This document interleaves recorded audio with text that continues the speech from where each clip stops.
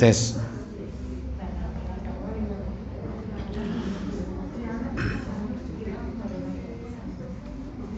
Baik, kita mulai para ibu.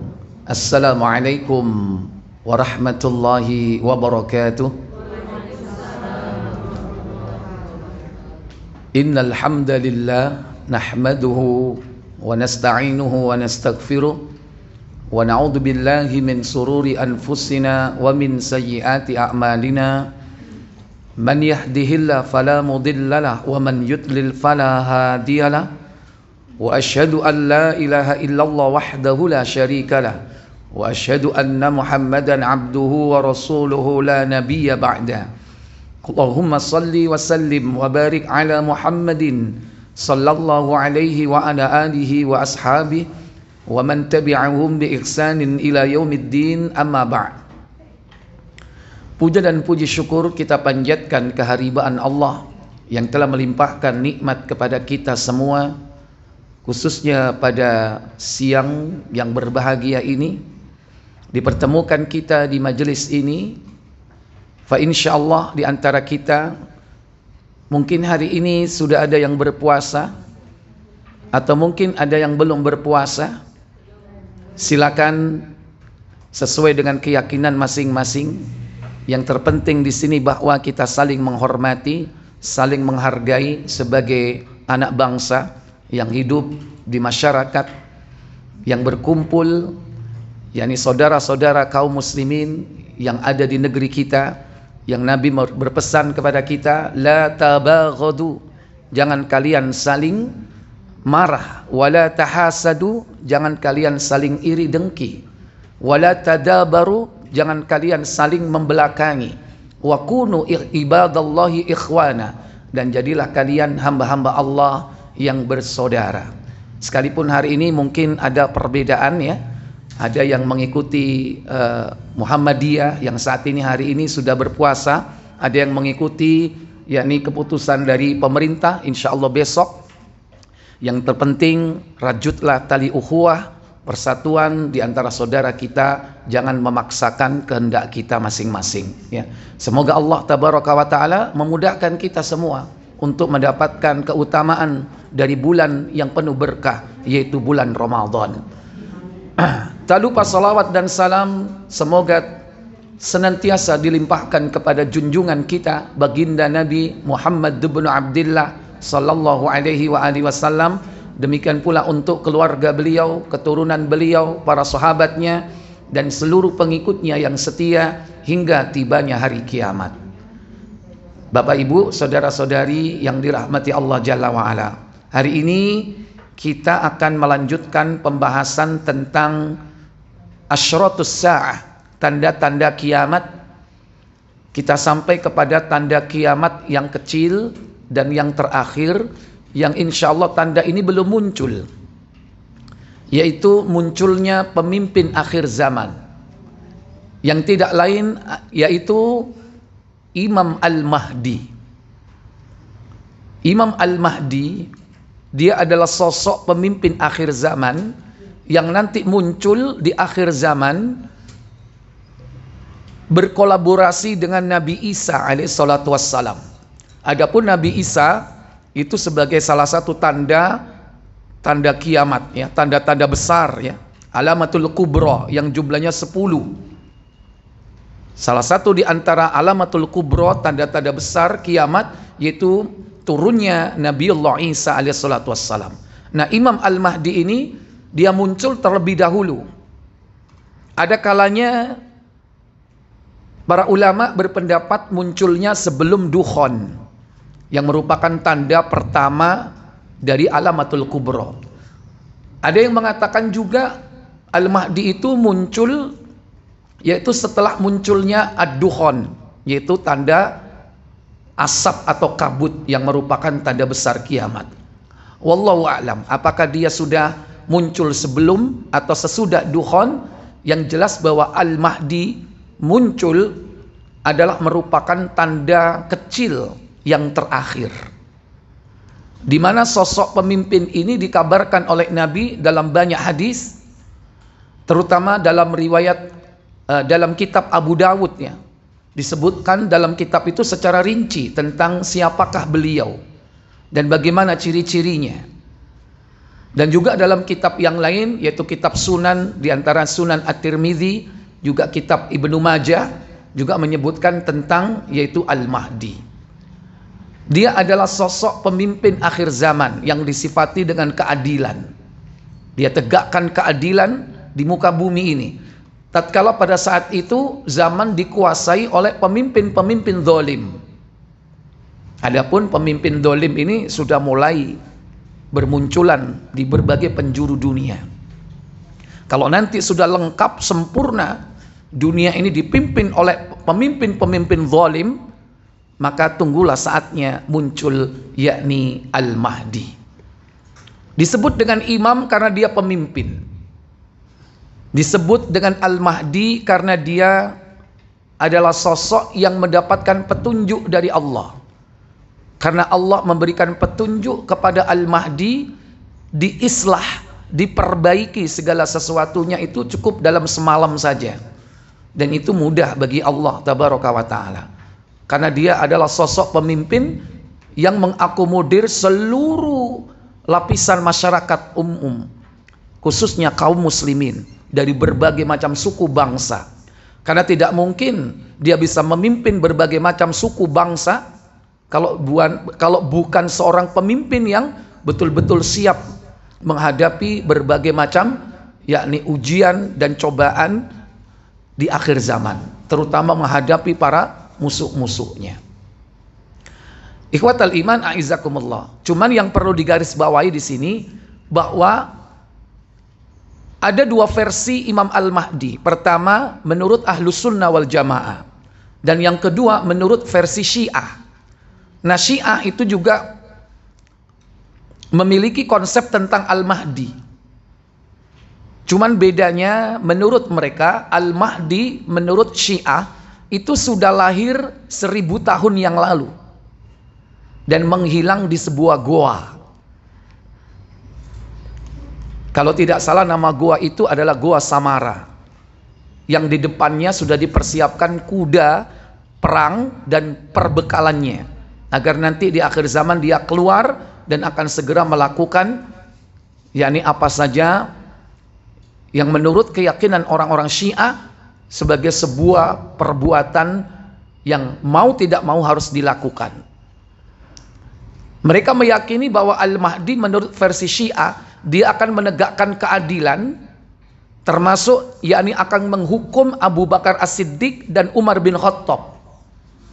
Dia akan datang ke kuburnya dan akan menghidupkannya, kemudian apa? Dihukum karena telah mengambil kekuasaan dari Ali ya, yang mestinya menurut mereka berhak mendapatkan kekuasaan itu sepeninggal Nabi. Jadi Abu Bakar As-Siddiq dan Umar bin Khattab dituduh telah merampok kekuasaan. Ini lucunya mereka seperti itu. Dan juga akan menghidupkan Aisyah.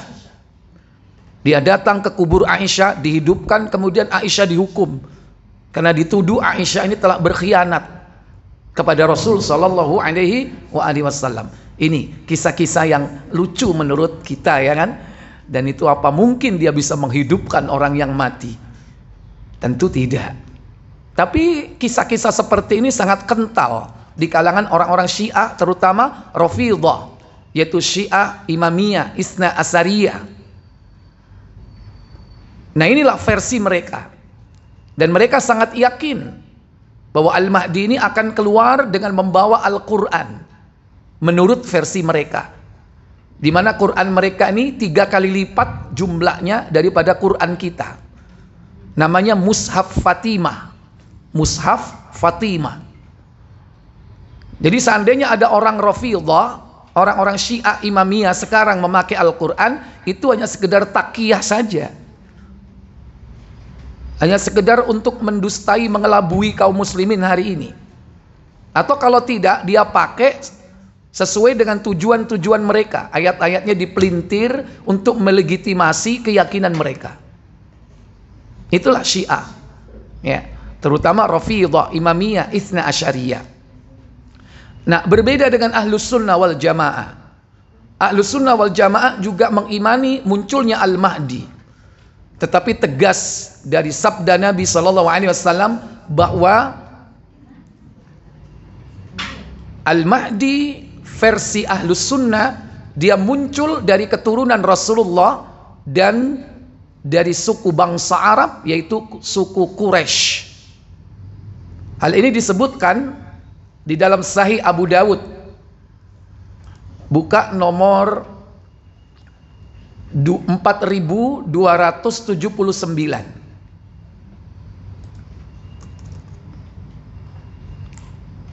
dari Jabir bin Samurah.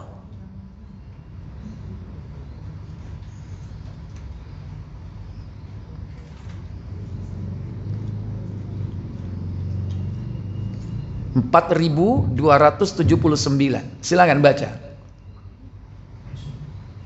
Dari Jabir bin Samurah radhiyallahu anhu, ia berkata, apa katanya? Aku telah mendengar Rasulullah SAW bersabda. Apa sabda beliau sallallahu alaihi wasallam?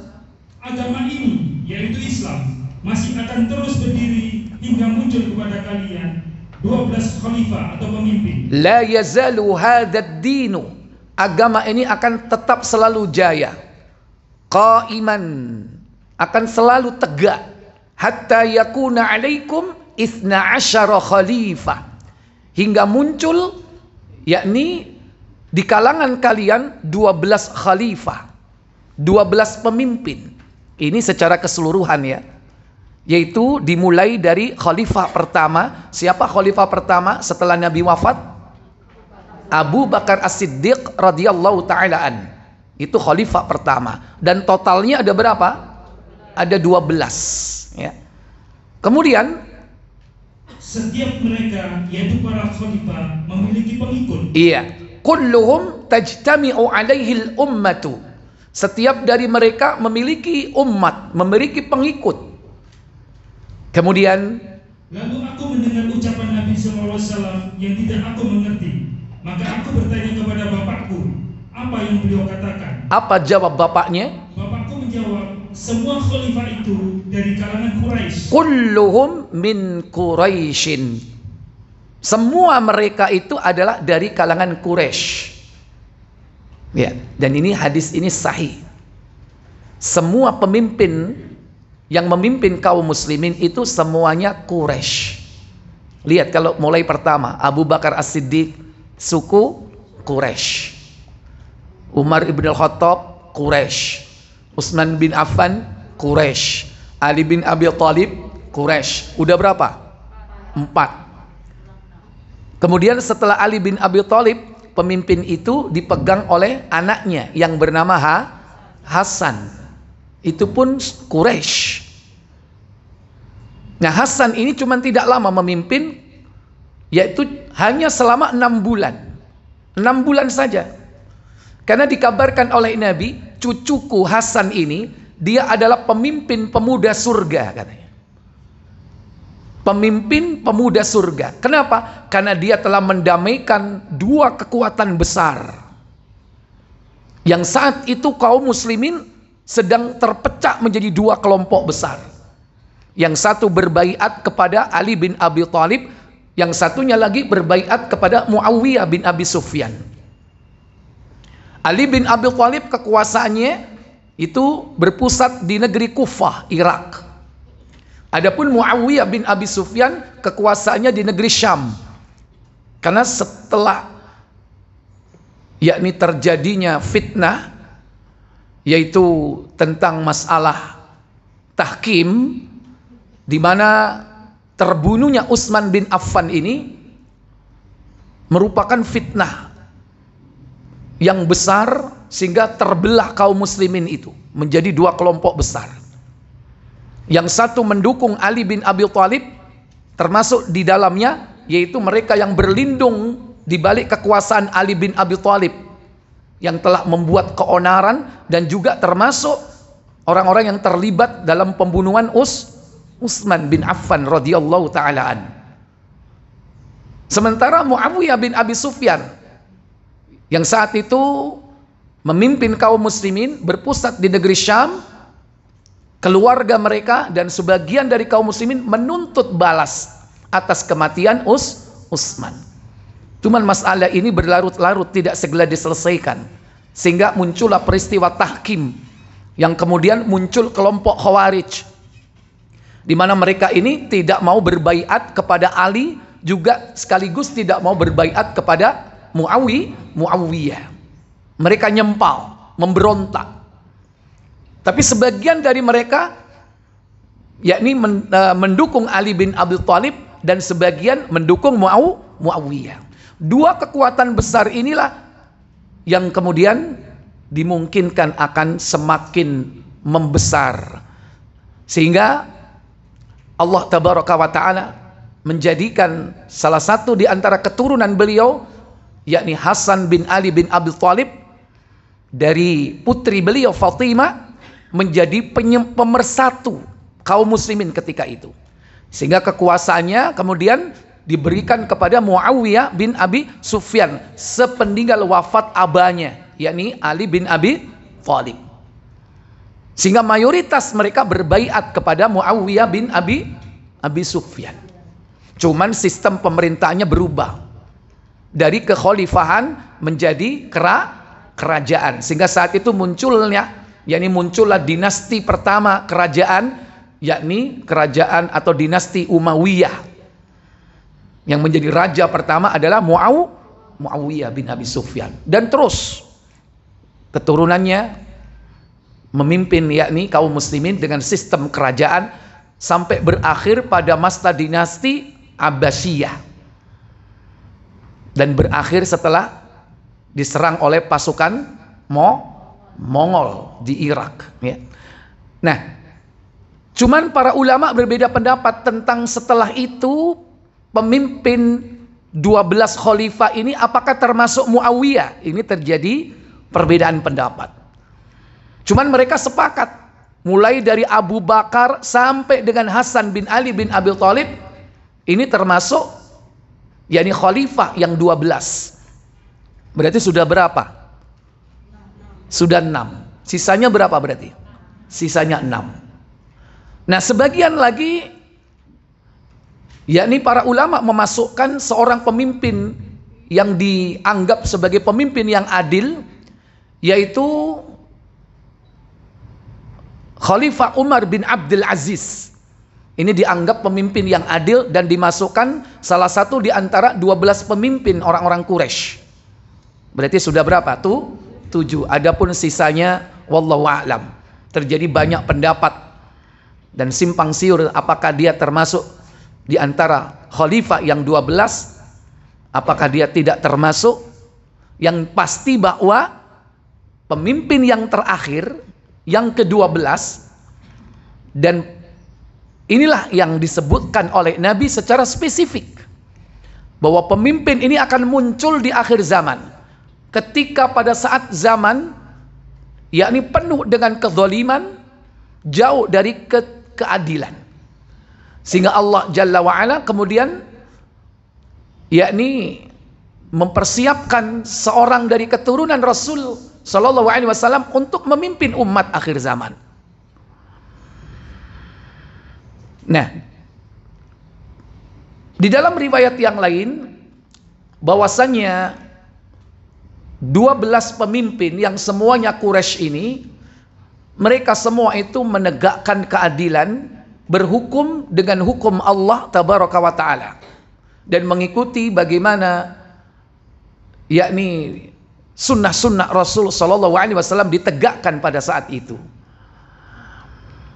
Dalam riwayat yang lain, yakni 4280, masih riwayat yang hampir sama redaksinya, yakni 12 pemimpin yang akan memimpin agama ini dengan menegakkan keadilan. Silakan dari Jabir bin Abdi bin Samurah. Dari Jabir bin Samurah radhiyallahu anhu, ia berkata, aku mendengar Rasulullah SAW bersabda, agama ini yaitu Islam masih akan terus dijaya sampai muncul 12 khalifah. Mendengar ucapan itu, maka orang-orang pun lantas mengumandangkan takbir. Iya. Teriak-teriak. Iya. Jadi inilah kebiasaan orang Islam ketika mereka mendapatkan nikmat. Ketika mereka bersemangat dengan suatu perkara, maka mereka bertakbir, mengagungkan Allah, bukan bertepuk tangan. Makanya dalam Islam kalau kita wujudkan rasa senang kita, rasa gembira kita dengan apa? Takbir, bukan applause, tepuk tangan. Karena tepuk tangan itu kebiasaan orang-orang kafir. Dan itu merupakan cara ibadah orang-orang kafir Quraisy. Mereka bertawaf keliling Ka'bah sambil bertepuk tangan dan bersiul-siul. Itulah ibadah mereka. Mukkaan wa tasdiyah. Mereka bertepuk tangan dan bersiul-siul.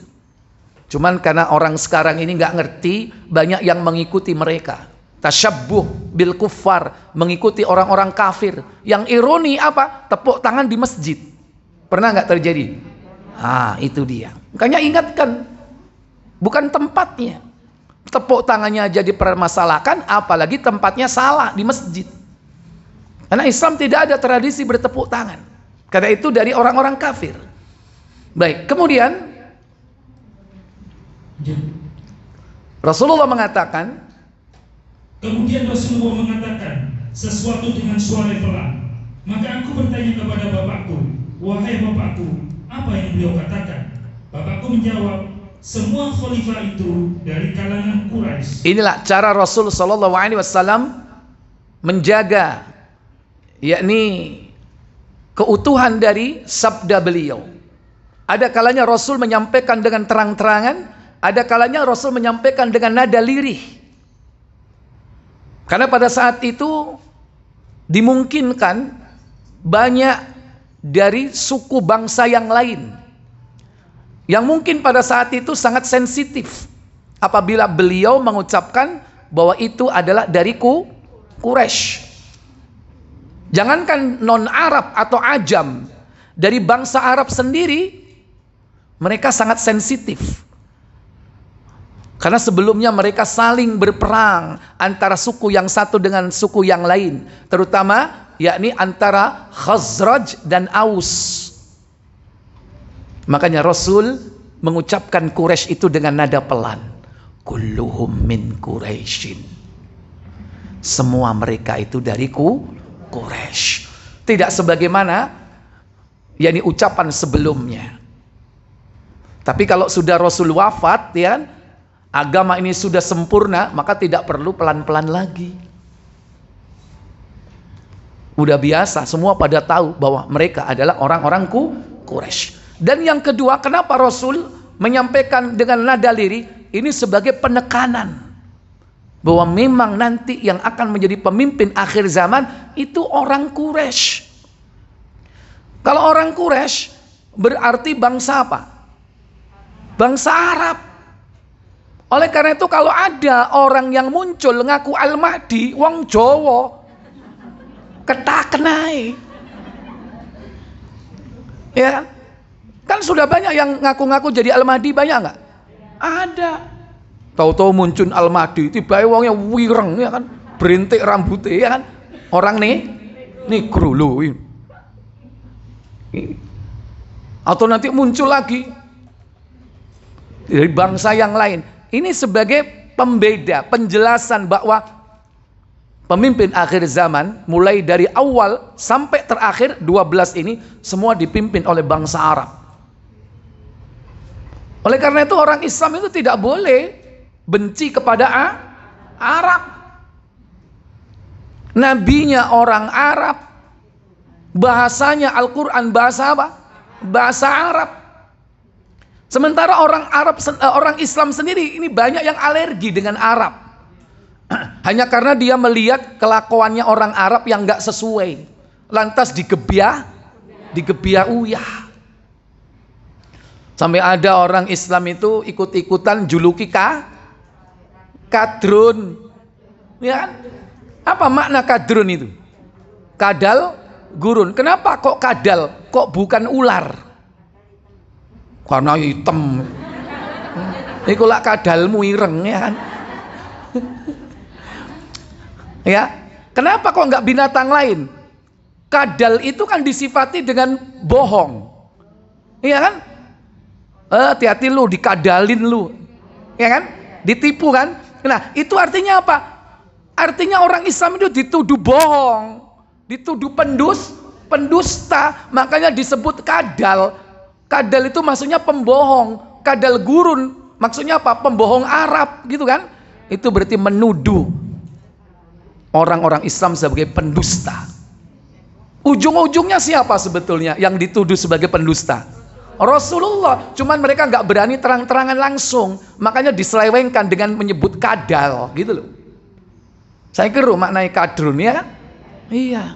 Dan orang yang mengucapkan itu bukan hanya orang kafir, orang Islam sendiri alergi dengan Islamnya, dengan Arabnya. Sehingga mereka nggak mau kalau seandainya mereka ini Islam itu diidentikan dengan Arab. Sehingga akhirnya apa? Kalau perlu kita sholat tapi bahasanya bukan bahasa Arab. Bahasa apa? Bahasa Indonesia. Katanya inilah potret Islam Nusantara. Kalau sudah seperti itu, rusak agama ini nanti. Rusak. Lah kalau diperbolehkan sholat itu masing-masing dengan bahasanya, rusak agama ini nanti. Akhirnya sholat berjamaah, sukunya macam-macam beda. Imamnya orang Arab, Allahu Akbar. Di belakangnya orang Jawa, Gusti Pangeran Kang Moho Agung, ya. Sebelah wong Madura, Allah Raja. Nggak karu-karuan nanti kalau sudah seperti itu. Jadi jangan alergi. Bahasa Arab itu bahasa Al-Quran. Bahasa Arab itu bahasa surga. Bahasa Arab itu adalah bahasa yang Allah pilih untuk mengerti agama. Nah, di sini suku Quraisy itu adalah kampium dari bangsa Arab yang Allah pilih. Dari sekian suku bangsa Arab yang dipilih adalah Quraisy. Dari sekian suku Quraisy yang dipilih adalah Bani Hasim. Dari Bani Hasim dipilih yakni Rasulullah Muhammad sallallahu alaihi wasallam. Otomatis di sini bahwasanya pemimpin-pemimpin akhir zaman itu lebih spesifik, mereka adalah yakni dari kalangan Quraisy, dan yang terakhir adalah keturunan dari Rasulullah. Kalau yang lain-lain mungkin tidak keturunan Rasul, tapi tetap tidak keluar dari bangsa Quraisy dan tidak akan keluar dari bangsa Arab. Kenapa? Karena nggak mungkin ada suku Quraisy tapi bukan orang Arab. Berarti itu Quraisy KW. Karena Quraisy itu pasti Arab. Kalau pemimpin 12 mungkin bukan keturunan Rasulullah, tapi tetap dipilih dari Quraisy. Berarti Quraisy itu tetap bangsa Arab, tidak mungkin ajam selain Arab. Nah, khusus yang terakhir dipilih oleh Allah, yakni dari keturunan Rasulullah sallallahu alaihi wasallam. Kapan itu muncul? Ketika negeri-negeri dipenuhi oleh kezaliman. Silakan buka Abu Dawud 4283 dari Ali bin Abi Thalib.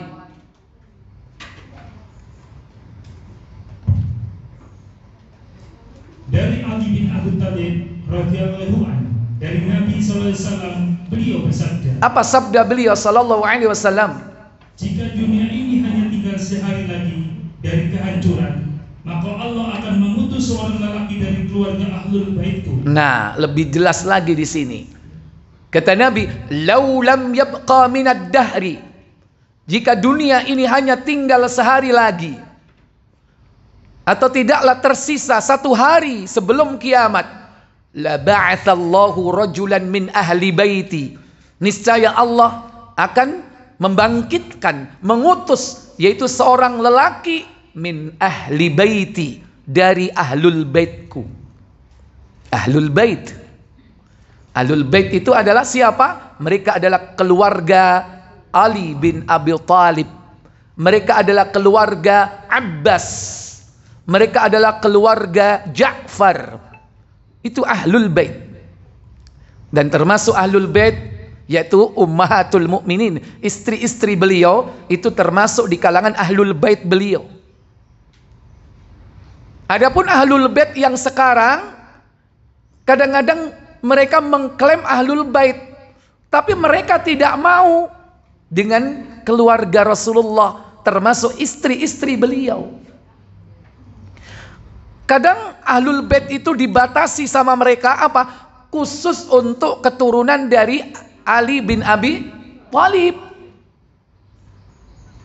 Dan dibatasi lagi, bukan keturunan dari Ali, tapi khusus keturunan dari Husain. Itulah pembatasan yang dilakukan oleh Syiah Rafidhah, yaitu hanya dari keturunan Husain saja. Karena dalam sejarah Husain ini pernah menikah dengan wanita bangsa Persia. Dan dari keturunan inilah kemudian mereka berharap akan muncul, yakni pemimpin akhir zaman versi mereka. Hanya dari keturunan siapa? Husain. Padahal yang paling banyak istrinya adalah dari keturunan Hasan. Oleh karena itu Al-Mahdi menurut versi Ahlus Sunnah, dia adalah keturunan Hasan. Ada Hasan, ada Husain. Yang sangat mungkin memiliki banyak anak dan keturunan itu adalah Hasan. Kenapa? Karena istrinya itu banyak, ratusan. Loh, gimana kok ratusan? Istrinya selalu 4. Dan ketika 4 istrinya ini ditanya salah satunya, siapa di antara kalian yang hidup bahagia denganku? Saya. Ya udah, cukup sampai di sini. Lu gua cerai, ya. Dan dia mau menikah lagi dengan yang lain. Kenapa? Para bapak ketika itu sangat bersikeras pengen menikahkan anak-anak wanitanya dengan Hasan, karena mereka pengen punya kekerabatan dengan Rasulullah. Kalau Hasan punya anak, berarti apanya Rasul? Kok cucu? Hasan itu sudah cucunya, berarti cicitnya. Makanya istrinya Hasan itu selalu 4. Ada yang rela dicerai, ganti lagi. Ada yang dicerai, diganti lagi. Sehingga istrinya banyak. Disebutkan hal ini di dalam kitab yang berjudul Al-Bidayah wan Nihayah, yang menulis tafsir Ibnu Katsir. Beliau menulis kitab yang panjang, mulai dari awal penciptaan manusia, penciptaan makhluk, penciptaan langit dan bumi, sampai terjadinya hari kiamat, dan sampai yakni perjalanan akhirat. Itu judulnya Al-Bidayah wan Nihayah, dari awal permulaan sampai akhir penutupan. Nah, kitab ini sudah diterjemahkan, insya Allah kalau ibu pengen baca, ya, itu berjilid-jilid. Dan biasanya yang menerjemahkan ini penerbit Pustaka Azam. Pustaka Azam ini yang kitab yang kita baca ini, ya, yang terjemahan ini. Adapun Darul Haq itu mengeluarkan terjemah khusus masa Khulafaur Rasyidin, dan di situ bisa dibaca. Karena bapak-bapak ketika itu kalau punya anak wanita itu berharap punya kekerabatan dengan Rasulullah, makanya antri, pengen dinikahi oleh cucu Rasulullah. Karena dikabarkan dalam kitab itu, Hasan itu mirip dengan Rasulullah itu mulai dari pusar sampai kepala. Adapun Husain itu mirip dengan Rasulullah mulai dari pusar sampai kaki. Melendi kon. Melendi Pak Didi. Mulai atas. Iya. Mirip dengan Rasul sallallahu alaihi wasallam, Hasan dan Husain.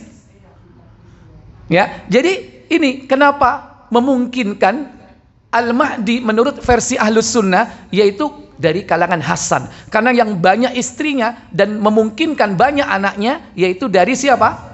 Dari Hasan. Adapun yang dari Husain itu pun dibatasi, yakni keturunan dari istrinya dari bangsa Persia. Karena apa? Orang-orang Persia itu berharap untuk menghidupkan kerajaannya yang dulu dihancurkan oleh Allah di zaman Rasul dan di akhir pemerintahan Khalifah Umar bin Khattab.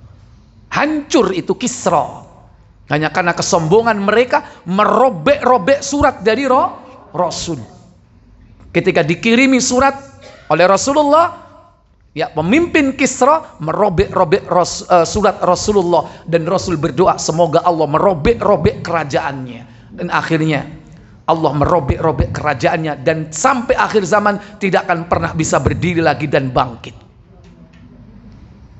Cuman sekarang mereka berharap kejayaan Persia itu hidup kembali, tapi tidak akan pernah bisa. Akhirnya kan membuat yakni apa? Fitnah baru, munculnya Syiah. Hakikatnya telah menyembunyikan kekufuran. Dan bagaimana akidah mereka sudah jelas bertentangan dengan pokok-pokok akidah tentang rukun iman, tentang rukun Islam, dan mereka banyak mengkafirkan para sahabat. Al-Quran mereka berbeda dengan Al-Quran kita 3 kali lipat banyaknya daripada Al-Quran kita, dan masih banyak perkara-perkara pokok usuliyah di dalam agama mereka ini yang sangat berselisih atau berbeda dengan Ahlus Sunnah wal Jamaah. Nah ini perbedaan antara versi yakni Ahlus Sunnah dan Syiah. Ikhwatal iman a'izzakumullah. Nabi SAW mengatakan, la ba'athallahu rajulan min ahli baiti. Allah mengutus yakni seorang lelaki dari keluargaku. Bagaimana sepak terjang mereka? Ia akan mengisi dunia dengan keadilan sebagaimana saat itu dunia dipenuhi dengan kezaliman. Yamla'uha adlan kama muliat jawran. Di mana Al-Mahdi akan mengisi dunia itu dengan keadilan tatkala zaman pada saat itu dipenuhi dengan kezaliman. Jadi itu ciri-ciri munculnya. Ketika kezaliman ini sudah merata di mana-mana, pemimpin-pemimpin negeri di seluruh penjuru bumi, mereka semua banyak yang berbuat zalim kepada rakyatnya, maka saat itulah tunggulah datang Al-Mahdi. Ikhwatal iman a'izzakumullah. Kemudian berikutnya, siapakah nama Al-Mahdi yang akan muncul itu? Buka Abu Dawud nomor 4282. Hadis ini juga ada di dalam Sahih At-Tirmidzi nomor 2230.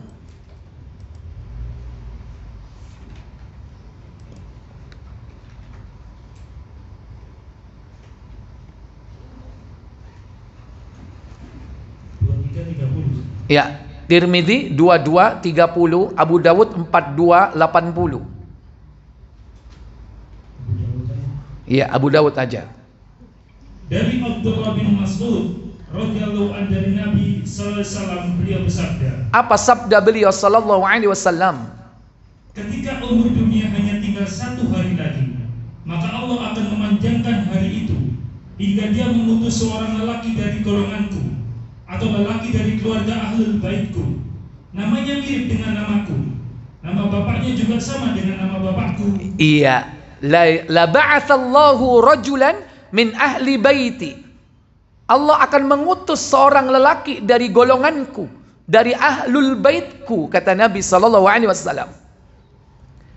Ismuhu ismi. Namanya sama dengan namaku. Wa ismu abihi ismu abi. Dan nama bapaknya juga sama dengan nama bapakku. Jadi nanti namanya siapa? Ismuhu ismi. Namanya mirip dengan namaku. Berarti siapa? Muhammad Muhammad, ya. Wa ismu abi, dan nama bapaknya ismu abi. Mirip dengan nama bapakku. Berarti siapa? Abdullah. Berarti Muhammad bin Abdillah. Nah, bisa jadi Bapak Ibu Saudara sekalian, keturunan dari Rasulullah ini banyak tersebar di penjuru bumi. Cuman mereka itu menyembunyikan identitasnya. Tapi mereka itu memiliki catatan nasab yang selalu mereka ketahui dan mereka hafal. Karena ulama-ulama ahli nasab itu masih hidup sampai hari ini. Ulama ahli nasab itu bukan hanya ditulis nasabnya, tapi hafal di luar kepala. Nasabnya dari siapa, anak siapa, anak siapa, anak siapa, hafal di luar kepala. Dan ulama-ulama seperti itu masih ada, cuman kita nggak tahu. Dan mereka tidak menampilkan dirinya. Demikian pula keturunan dari Nabi Sallallahu Alaihi Wasallam ada di muka bumi ini, tapi tidak terang-terangan. Makanya kalau dia itu keturunan dari Nabi, itu biasanya malah apa? Pertama, menyembunyikan dirinya. Sejarah mencatat keturunan Nabi itu selalu berusaha untuk dihabisi. Keturunan Nabi itu dalam sejarah mereka ini berusaha untuk dihilangkan di muka bumi. Makanya mereka nggak terang-terangan. Kalaupun mereka tahu, itu antar mereka sendiri, dari kalangan mereka sendiri, karena mereka hafal bapak-bapak mereka, sekalipun sampai 100 ke atas itu hafal mereka, tapi disimpan. Dan banyak yang seperti itu. Nah, nanti Al-Mahdi itu sendiri nggak merasa kalau dia itu Al-Mahdi yang akan jadi pemimpin di akhir zaman. Cuman mereka tahu nasab-nasab mereka ke atas. Makanya kita harus hati-hati dengan orang yang zaman sekarang ini ngaku-ngaku keturunan Nabi. Ada nggak? Dan banyak jumlahnya, ya kan? Ngaku keturunan Nabi. Ya, kalau ngaku keturunan Nabi, akhlaknya mungkin sama dengan Nabi, akidahnya sama dengan Nabi, nah itu alhamdulillah. Tapi kalau justru bertentangan dengan akhlak Nabi, bahkan bertentangan akidahnya dengan akidah Nabi, Nabi menjauhi kesyirikan, sementara mereka yang mengaku keturunan Nabi justru senang dengan kesyirikan. Apalah artinya sebagai nasab Nabi kalau ternyata akidahnya tidak mengikuti Nabi? Karena banyak orang-orang Quraisy itu, mereka adalah keturunan dari Nabi Ibrahim. Abu Jahal keturunan Nabi Ibrahim nggak? Halo? Keturunan Nabi Ibrahim. Abu Lahab keturunan Nabi Ibrahim nggak? Apalah artinya keturunan Nabi? Keturunan Bani Ismail, Nabi Ismail. Tapi kalau akidahnya tidak mengikuti Ibrahim, tapi mengikuti akidah kesyirikan, nggak ada artinya.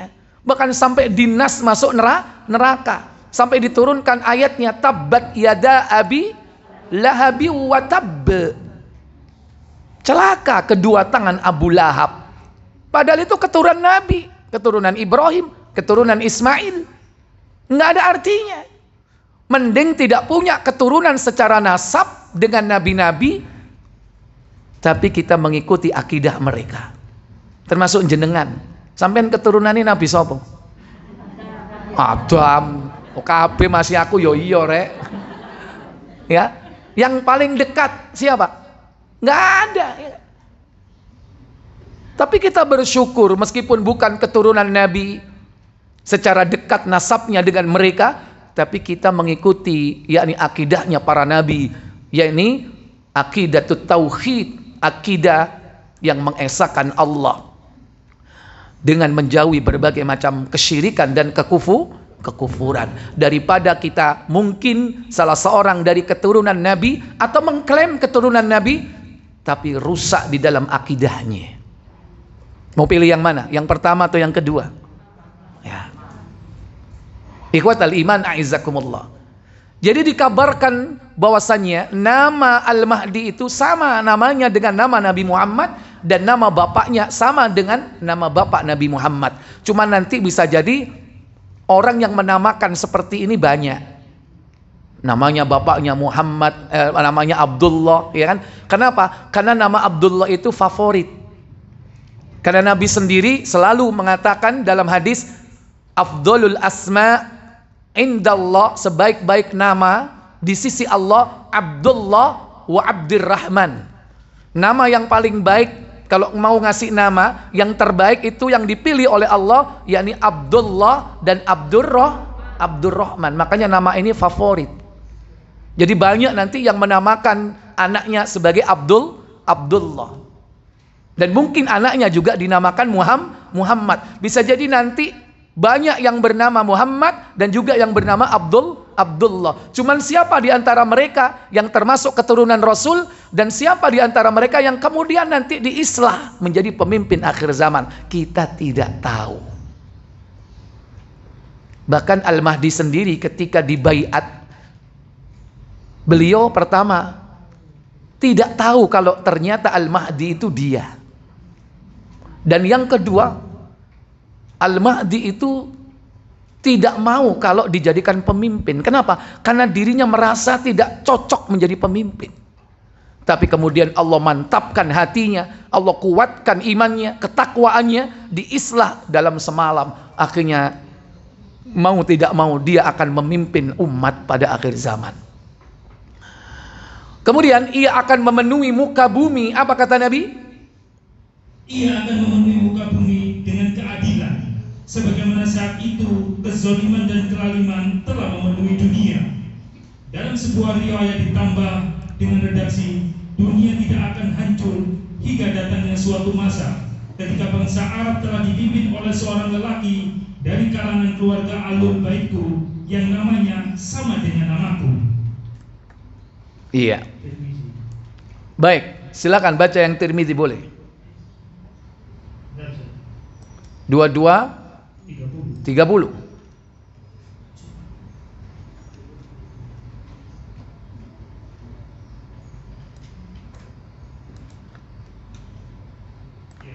Silakan. Dari Abdullah, ia berkata, Rasulullah SAW bersabda. Apa sabda beliau sallallahu alaihi wasallam? Dunia tidak akan pergi atau kiamat hingga bangsa Arab ini dimiliki atau dikuasai oleh seseorang dari keluargaku atau ahlul bait, namanya sama dengan namaku. Terus bawahnya 2231. Abdul Jabbar bin Al-A'la.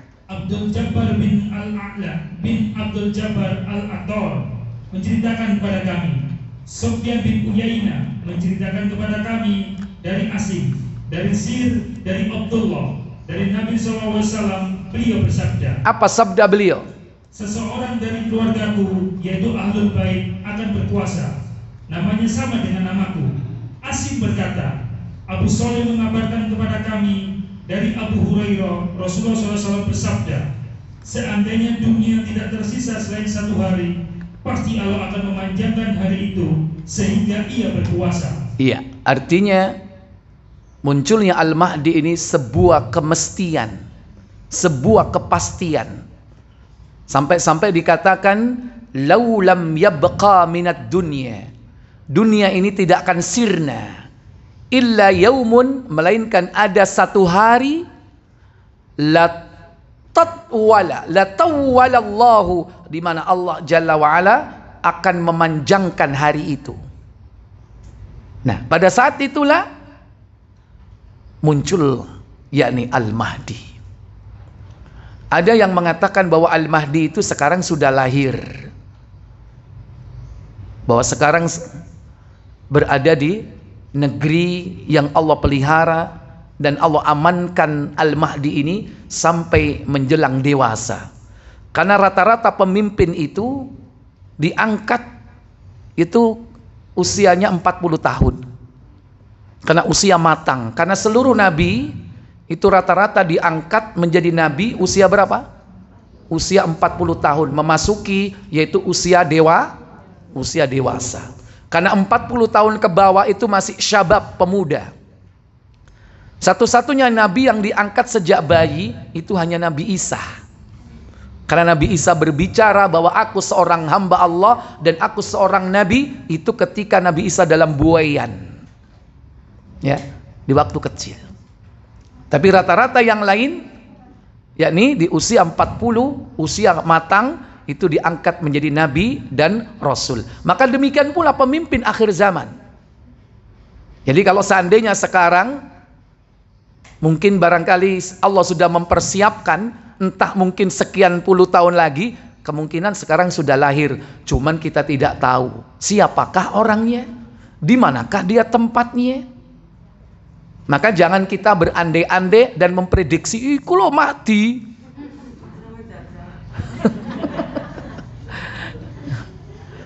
Ya, jadi nggak mungkin itu terjadi di Malang yang jelas, ya kan?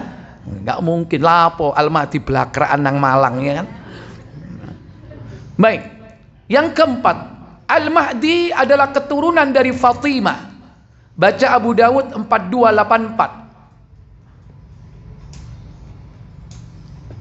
Dari Ummu Salamah radhiyallahu anha, ia berkata, aku mendengar Rasulullah SAW bersabda. Apa sabda beliau? Al-Mahdi akan datang dari keturunanku, dari anak Fatimah. Iya, Al-Mahdiyu min itrati. Al-Mahdi itu adalah dari itrohku, dari keturunanku. Miwaladim Fatimah, yaitu dari keturunan Fatimah. Karena beliau itu memiliki anak laki-laki yang tidak sampai dewasa. Ada Qasim, ada Ibrahim, tapi meninggal di waktu kecil semuanya. Yang dewasa itu adalah 4 anak beliau, tapi putri. Zainab, Ruqayyah, Ummu Kulthum, dan yang ketiga Fatimah. Nah, 3 putri beliau ini wafat sebelum Rasul wafat. Adapun Fatimah, yaitu meninggal setelah Rasul wafat. Kurang lebih dalam hitungan bulan, ya, 6 bulan setelah Nabi wafat, maka wafatlah Fatimah. Makanya ketika Rasul wafat, didatangi malakul maut, itu Fatimah ada di situ. Nabi kemudian menunjuk ke suatu tempat dan mengatakan, wahai Fatimah, tahukah kau siapakah yang datang? Tidak tahu, wahai Abah. Nabi mengatakan, hadzimu, dia adalah hadzimul ladzat wa qati'us syahawat, yaitu yang memutus kelezatan dunia dan memotong segala keinginan-keinginan. Nangis Fatimah karena tahu maksud kalimat itu. Siapa yang memotong kelezatan dunia? Yaitu kematian. Yang datang itu adalah malakul maut. Makanya beliau menangis. Dan setelah itu beliau tertawa. Dan kisah itu disampaikan sebelum Fatimah itu wafat. Kenapa kau ketika Rasul atau abamu mau meninggal, kau menangis, ya? Dan kemudian kau tertawa? Iya. Dikabarkan bahwa yang datang itu malakul maut, berarti Abah sudah nggak lama lagi Rasulullah akan wafat. Tapi kenapa kau tertawa? Iya, karena dia berbisik kepadaku, orang pertama yang akan menyusul aku adalah engkau, wahai anakku. Maka belum ada yang meninggal setelah Rasul wafat kecuali Fatimah. Senang Fatimah. Huri, nyusul Abah. Itu kalau kita, tapi Fatimah yo gak koyok ngono, ya kan? Dia senyum, senang. Karena hidup ini fitnah, ujiannya berat. Nah, dari keturunan Fatimah inilah, karena Fatimah memiliki suami, yaitu siapa? Ali bin Abi Thalib. Dan selama Ali bin Abi Thalib menikah dengan Fatimah, tidak pernah poligami. Kenapa? Bukan berarti Rasulullah menolak poligami, tidak. Kenapa? Rasulullah tidak pengen Fatimah ini dimadukan atau dikumpulkan dengan anaknya Abu Sufyan.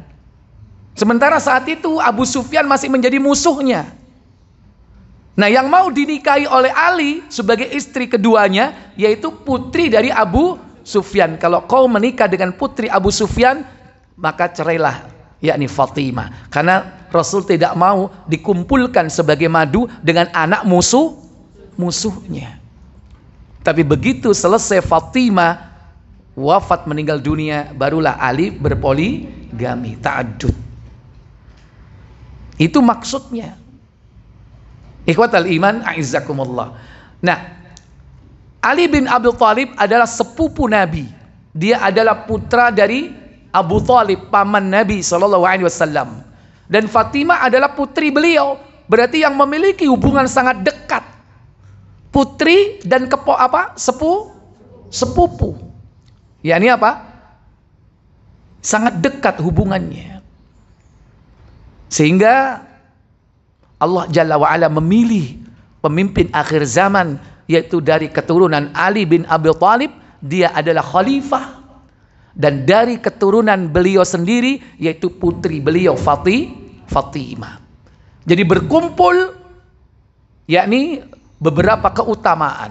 Keutamaan pertama, dia adalah keturunan dari khalifah keempat, Ali bin Abi Thalib. Yang kedua, Ali bin Abi Thalib sendiri adalah apa? Sepupu beliau. Orang sini bilangnya apa sepupu?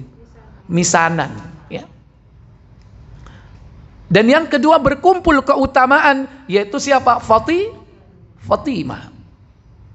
Dan Fatimah dikabarkan merupakan salah satu pemimpin bidadari surga. Ada 4 pemimpin bidadari surga. Ya, siapa yang bisa jawab? Ngacung dulu, ngacung. Si ngacung kabeh. Pinter-pinter ya. Wis kasih to wis. Pertama yaitu Khadijah. Kedua Fatimah. Yang ketiga Maryam. Dan yang keempat adalah Asia, istri Fir'aun. Itu pemimpin bidadari surga. Salah satunya adalah Fatimah. Dari anak keturunan Fatimah inilah nanti akan muncul, yakni pemimpin akhir zaman, yaitu khususnya dari keturunan Hasan. Itulah keyakinan Ahlus Sunnah wal Jamaah. Baik, berikutnya ciri dari kepemimpinan Al-Mahdi bahwa Allah Tabaraka wa Ta'ala mengislahnya, memperbaiki seluruhnya, yakni apa saja yang dibutuhkan oleh seorang pemimpin. Dia harus memiliki kemampuan manajerial, dia harus memiliki kemampuan keilmuan yang cukup, memiliki pengalaman yang cukup, memiliki berbagai macam potensi sebagai seorang pemimpin sentral. Maka Allah Jalla wa'ala mempersiapkan Al-Mahdi itu cukup dalam semalam saja. Dalam hadis Ibnu Majah di nomor 3316,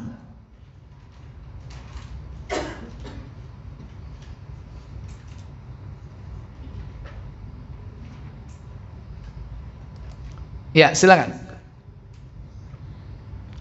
Dari Ali bin Abi Thalib radhiyallahu taala anhu.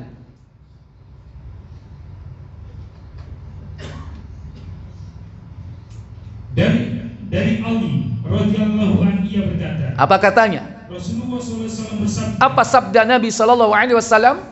Al-Mahdi adalah golongan kami, Ahlul Bait. Al-Mahdiyu minna. Al-Mahdi adalah dari golongan kami, ahla baiti. Dia adalah ahlul baitku. Bagaimana keadaannya? Allah memperbaikinya dalam satu malam. Yuslihuhullahu fi lailatin. Allah mengislahnya. Mengislahnya apa? Memperbaikinya dalam satu malam. Apa memperbaikinya? Yaitu mempersiapkan dirinya. Itu cukup dalam satu malam. Dalam satu malam Allah rubah, dia memiliki berbagai macam potensi yang luar biasa, yang wajib dimiliki oleh seorang pemimpin. Dan pemimpin ini bukan pemimpin lokal, ya, pemimpin satu bangsa, tapi seluruh bangsa, pemimpin mayoritas manusia. Sehingga dia memiliki kemampuan-kemampuan yang luar biasa. Tentu dia akan memiliki kemampuan berbahasa, memiliki kemampuan manajemen, bagaimana memimpin banyak orang, memiliki kemampuan apa? As-siyasah, berpolitik. Juga tentunya memiliki kemampuan apa? Perang. Sekalipun mungkin dia belum pernah perang, tapi dalam semalam Allah jadikan dia memiliki ilmu strategi, ilmu taktik, dan ilmu-ilmu yang lain yang dibutuhkan. Termasuk juga kemampuan bersenjata, memanah mungkin, menunggang kuda. Mudah bagi Allah Jalla wa'ala menjadi seperti itu. Dan tentunya Allah akan jadikan dia memiliki fisik yang kuat. Karena yang dihadapi medan di akhir zaman itu medan yang luar biasa. Allah islah dalam satu malam. Dia sendiri nggak tahu, dia sendiri nggak sengaja, nggak terasa. Tahu-tahu dia dibutuhkan oleh umat manusia. Umat manusia semua merujuk kepada fatwa-fatwanya, merujuk kepada apa? Petunjuknya. Merujuk kepada beliau tentang bagaimana bertanya masalah-masalah kehidupan dunia. Dan dia diberikan oleh Allah kemudahan mampu menjawab segala persoalan kehidupan. Tiba-tiba dia menjadi hebat. Ya. Dan ini ilmu dari siapa? Allah. Bukan orang zaman sekarang. Kadang pinter dalam semalam tapi dibantu syaitan. Makanya hati-hati loh ya, anak-anaknya itu bisa menjadi hafal dalam semalam satu buku, bisa menjadi cerdas dalam semalam setelah mengikuti training. Ada training-training bahaya itu. Di antaranya apa? Training the middle mind, training otak tengah. Padahal menurut psikologi, otak itu ya cuma dibagi apa? Kanan dan kiri. Right mind dan left mind. Otak kanan, otak kiri. Nggak ada selama ini teori otak tengah itu. Cuman mereka ini nggak punya cantolan, nggak punya sesuatu untuk diilmiahkan. Akhirnya dia membuat istilah yaitu the middle mind, ya, activation, aktivasi otak tengah, mengaktifkan otak tengah. Kalau kita lihat trainingnya, itu dia disuruh diam, memejamkan mata, mendengarkan suara-suara tertentu, termasuk suara musik. Tahu-tahu dia bisa baca dengan tanpa melihat, matanya ditutup. Aneh nggak? Aneh. Dia bisa menghafalkan satu buku dalam semalam. Nggak mungkin. Kalau nggak ada oknum lain yang menyertai dia. Nah, ketika dia berkonsentrasi, menyatukan pada satu titik, ya, mendengarkan musik, itu jinnya masuk. Ini pernah ada jamaah yang putrinya ikut training seperti ini, itu tutup matanya, kemudian ditanya, papamu lagi ngapain? Akhirnya dia ngaku, papa lagi bersama cewek. Pulang berkelahi suami istri. Ya kan? Kan itu berarti menimbulkan apa? Fitnah di situ. Nggak tahu di Malang sudah masuk nggak? Alhamdulillah ini dulu sebelum corona banyak sekolah-sekolah favorit Islam itu mengikuti training ini. Setelah corona alhamdulillah nggak ada. Mudah-mudahan nggak ada lagi. Ya, karena ini bisa merusak. Karena nggak mungkin dia bisa jenius dalam satu malam. Dia bisa pandai dalam satu malam, dalam satu hari. Kecuali kalau ada kekuatan oknum-oknum yang lain dari kalangan jin. Beda kalau Allah memberikan yakni kemampuan, kepandaian kepada Al-Mahdi, karena didasarkan dari ucapan Nabi. Dan itu pun cuma Al-Mahdi. Itu hanya Al-Mahdi saja yang dibuat seperti itu. Makanya jangan kita ini terkecoh dengan orang yang mengatakan dulu dia orang bodoh, sekarang jadi orang pinter karena dapat ilmu ladu. Pernah dengar nggak ilmu laduni? Ilmu yang langsung dari Allah, dari langit turun. Padahal di dalam Islam untuk memiliki ilmu orang itu harus apa? Tolabul ilmi. Dan tolabul ilmi itu bukan satu malam, 2 malam.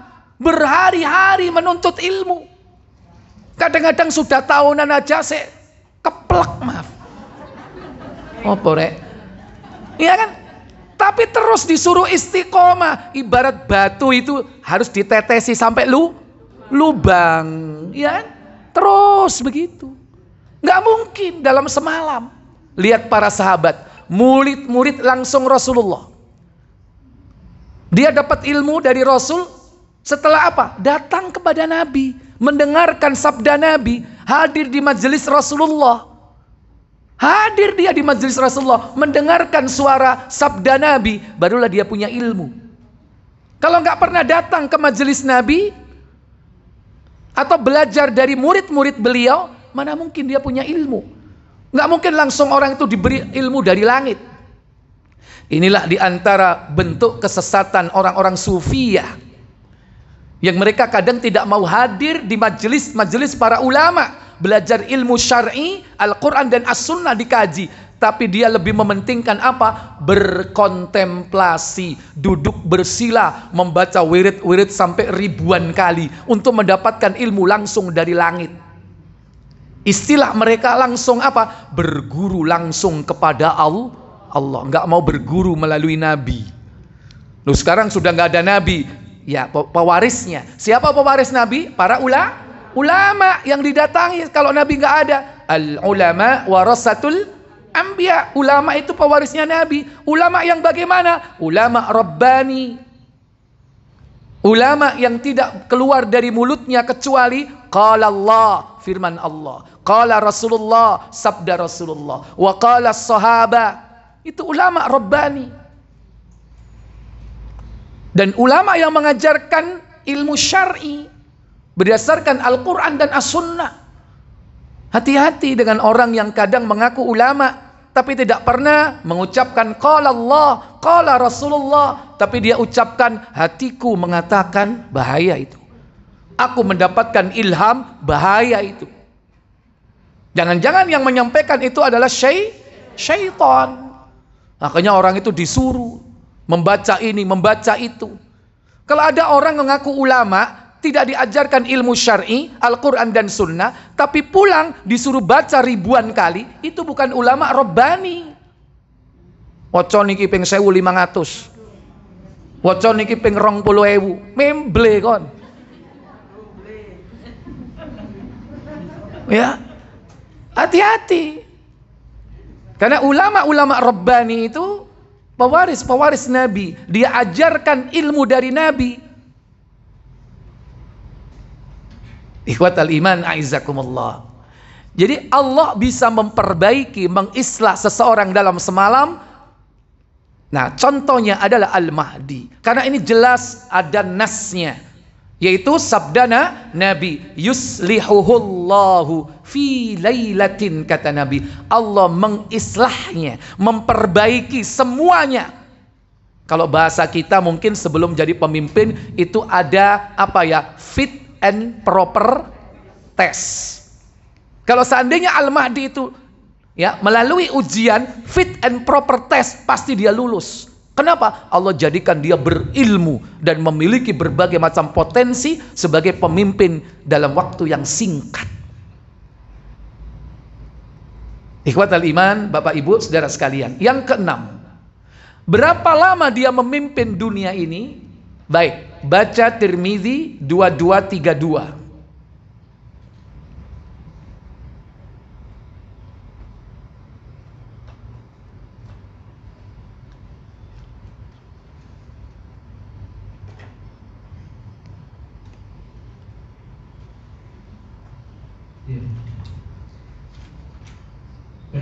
Silakan. Dari Abu Sa'id Al-Khudri radhiyallahu an, ia berkata, kami takut setelah Nabi kita, yaitu Muhammad, wafat, terjadi hal-hal yang baru dalam agama atau bid'ah. Nah, itu sudah dikabarkan, ya. Kata siapa? Abu Sa'id Al-Khudri. Kami takut setelah Nabi wafat, terjadi hal-hal yang baru dalam agama, yaitu apa? Bid'ah. Terjadi nggak sekarang? Sedikit atau banyak? Siapa pelakunya?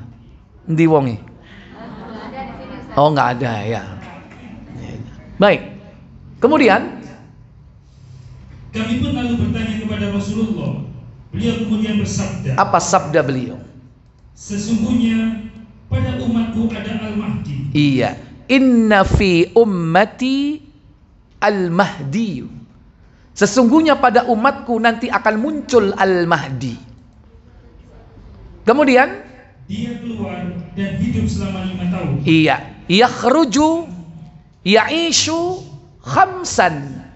Dia keluar dan hidup memimpin umat khamsan 5, au sab'an 7, au tis'atan atau 9. Tidak disebutkan di situ 5, 7, 9 apa, tapi dijelaskan oleh perawi. Lanjut. Zaid masih ragu. Abu Sa'id mengatakan. Apa kata Abu Sa'id Al-Khudri? Kami berkata apa yang dimaksud? Beliau menjawab, tahu. Iya, yang dimaksud 5, 7, 9 itu adalah sana, yaitu tahun. Berarti beliau memimpin kalau tidak 5 tahun, berapa tahun? 7 tahun, kalau tidak 7 tahun, 9 tahun. Lama apa sebentar? Sebentar. Iya kan? Lah saiki kiai satu periode piro? 5. Umumnya berapa periode? 2. Berapa kalau 2 periode? 10 tahun. Wis entek. Lu ngono arep dilanjutno 3 periode. Ya kan? Nah ini Al-Mahdi itu nggak lama memimpin. Cuman berapa? Paling maksimal 9 tahun. Lalu ada seorang mendatangi Al-Mahdi nanti. Lanjut. Beliau melanjutkan. Lalu ada seseorang yang mendatangi Al-Mahdi dan berkata kepadanya, wahai Mahdi, berikanlah kepadaku, berikanlah kepadaku. Beliau melanjutkan.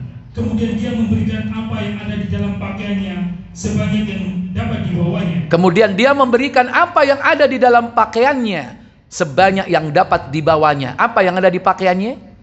Yaitu dinar dan dirham, emas dan perak. Jadi Al-Mahdi itu orangnya loman, minta emas dikasih. Kon kepingin lo PN. Sehingga nanti orang-orang di akhir zaman itu kaya raya semua. Nggak ada yang miskin. Sampai-sampai puncaknya nggak ada orang yang mau menerima pemberian. Padahal orang bingung nyari orang untuk sedekah. Sopo meneh kira aku kepingin sedekah kok gak nemu wong. Bingung dia itu di akhir zaman. Karena semua pada kaya. Jeng, gelem jeng, apa iku? Mas, gelem gak? Mau rong karung nang jero. Karena emas-emas kita dari negeri-negeri kaum muslimin itu nanti akan kembali kepada kaum muslimin. Karena negeri-negeri kaum muslimin itu kaya dengan emas. Cuman sekarang dikeruk, dibawa oleh orang kafir. Indonesia kaya nggak dengan emas? Kaya. Dibawa kemana emasnya? Nanti emas-emas kita akan kembali kepada kaum muslimin. Itu nanti akan terjadi. Ya. Sehingga nanti apa? Ketika Nabi Isa terkepung oleh bangsa Ya'juj Ma'juj, bangsa yang tidak terkalahkan, 100 dinar uang emas itu nggak ada harganya. Lebih berharga apa? Kepala seekor sapi itu lebih berharga. Kenapa? Karena nggak ada makanan. Tapi duwe akeh. Masa uang kok mangan emas? Ya kan? Makanan nggak ada ketika itu. Gara-gara terkepung, di boikot atau dikuasai negeri-negeri di penjuru bumi itu oleh bangsa Ya'juj Ma'juj. Kaum muslimin terkepung di benteng-benteng mereka, termasuk Al-Mahdi dan Nabi Isa nanti terkepung di atas gunung Tursina. Nggak ada makanan ketika itu.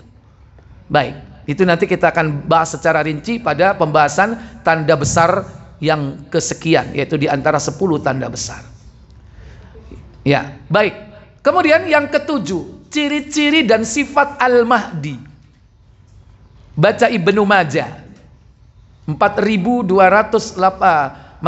Abu Dawud 4285.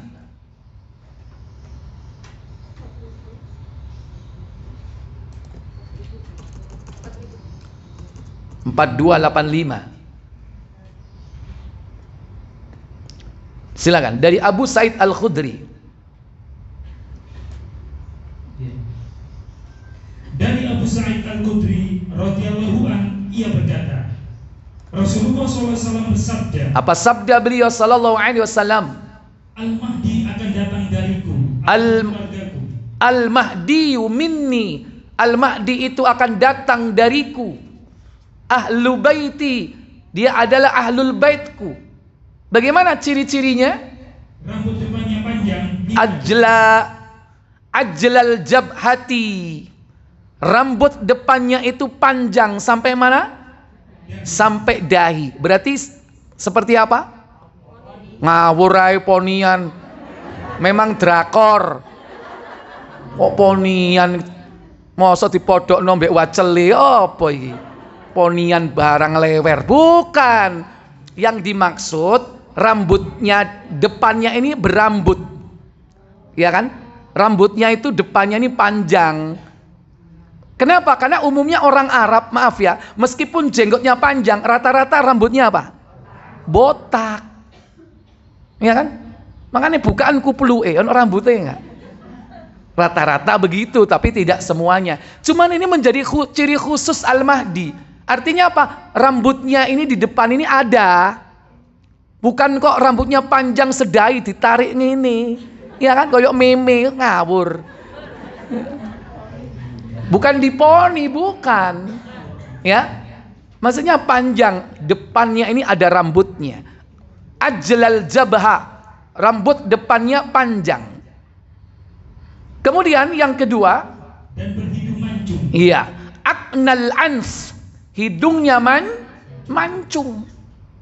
Makanya nih ana wong ngaku Al-Mahdi pesek selentien. Berarti ku ngaku. Ini ciri-ciri Al-Mahdi itu hidungnya mancung. Wong orang Arabku Quraisy ya hidungnya mancung. Nggak mungkin pesek ya. Ini ciri-ciri dari Al-Mahdi. Kenapa Nabi sampai mengatakan begitu? Supaya orang tidak terkecoh. Karena di akhir zaman banyak nanti orang yang mengaku sebagai apa? Al-Mahdi untuk mengeruk keuntungan. Mencari pengikut yang tentunya akan menguntungkan secara duniawiyah. Kemudian bagaimana sifat kepemimpinannya?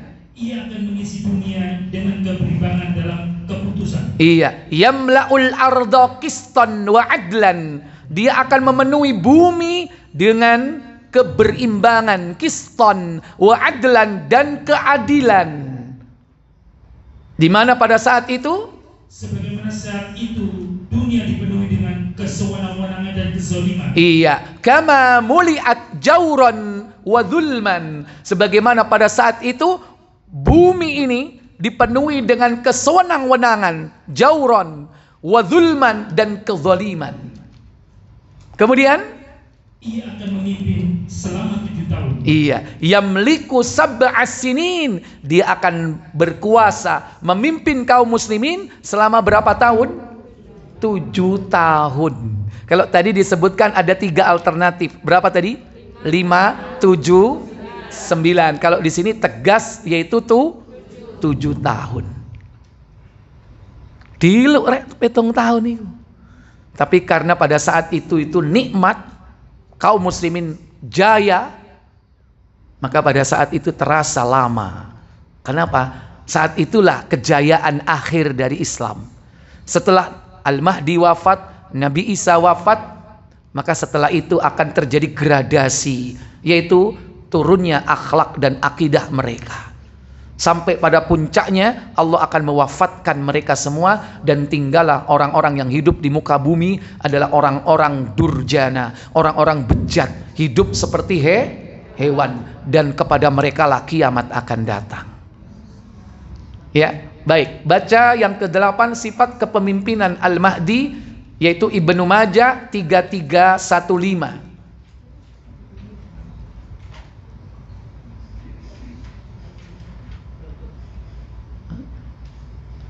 Dari Abu Sa'id Al-Khudri 3315.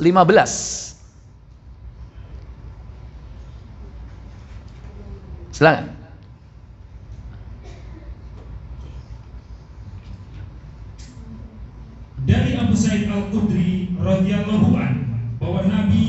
SAW bersabda, akan ada pada umatku Al-Mahdi. Jika dipendekkan maka 7, dan jika tidak maka ia 9. Iya, ini Nabi dalam hadis yang lain disebutkan ya, yakunu fi ummati al-mahdiyu, akan datang al-mahdi, pemimpin akhir zaman yang mendapatkan petunjuk dari Allah dari kalangan umatku. In kusira fasab'un, jika dipendekkan kepemimpinannya, yaitu masanya hanya 7 tahun. Wa illa, jika tidak, fatis'un, maka dia memimpin 9 tahun. Berarti di sini lebih terbuka lagi antara 7 sampai berapa? 9. Ya, tidak fix harus 7 tahun, ya kan? Tentu bisa jadi 7 lebih sekian bulan, atau mungkin 8 tahun atau 8 lebih, wallahu a'lam. Pengen nggak berjumpa dengan dia? Ojo, soalnya gak mampu deh. Ya, karena fitnahnya besar nanti yang akan terjadi. Tapi ini perlu disampaikan kepada generasi-generasi kita, anak-anak cucu kita. Kita mungkin tidak berjumpa dengan Al-Mahdi, tapi anak-anak kita nanti yang akan berjumpa. Ya kan? Oleh karena itu harus jelas siapa Al-Mahdi itu. Dan kita sampaikan kepada anak-anak kita. Ya kan? Jangan sampai dia nanti di akhir zaman kita sudah wafat, dia ikut Al-Mahdi tapi Al-Mahdi Jowo. Ya kan? Kalau enggak Al-Mahdi Meduro, ya kan? Bahaya enggak? Bahaya, karena hadis ini tidak tersampaikan kepada mereka. Bahaya sekali. Wong Lia Edan itu dulu ngakunya Al-Mahdi kan? Al-Mahdi kok wedok? Kan dia awalnya ngaku Al-Mahdi, terus kemudian mengaku sebagai nabi, pernah juga mengaku sebagai malaikat Nah, ini ngaku-ngaku semuanya itu. Kemudian apa kata beliau? Maka umatku akan mendapatkan kenikmatan yang belum pernah mereka rasakan sama sekali sebelumnya. Nah, itu ya, gambaran yang disampaikan oleh Nabi. Fatan'amu fihi ummati ni'matan lam yan'amu mithlaha qatta. Nanti umatku akan merasakan nikmat yang luar biasa yang belum pernah terjadi sebelumnya sama sekali. Tapi kita tidak bisa menggambarkan nikmat apakah itu. Kemudian diberikan makanannya, maka janganlah kamu menyimpannya sedikit pun.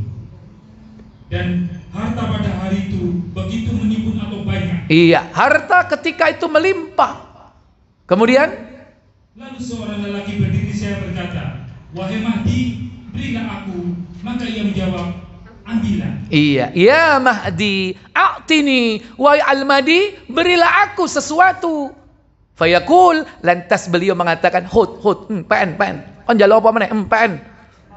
Ya, pemimpin yang dermawan ketika itu.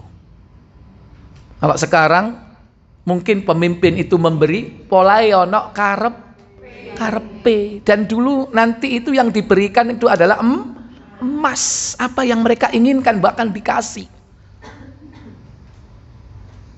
Itulah pemimpin akhir zaman, pemimpin yang dicintai oleh umat pada saat itu. Ketika pemimpin ini wafat, meninggal, mereka semua pada kehilangan semuanya. Karena rakyat yang mencintainya, karena pemimpinnya mencintai rakyatnya. Maka antara pemimpin dan rakyat saling mencintai. Allah nanti akan bangkitkan kedua-duanya di akhirat.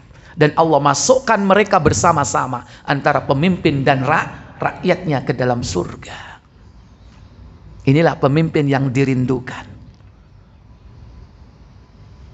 Tapi seandainya kita tidak berjumpa dengan pemimpin seperti ini, tapi informasi dari Nabi tentang pemimpin ideal, ya, itu harus tetap selalu disampaikan dari zaman ke zaman oleh anak-anak generasi sepeninggal kita.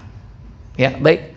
Bapak Ibu, saudara sekalian, inilah sekilas tentang yakni pembahasan pemimpin akhir zaman, yaitu Al-Mahdi.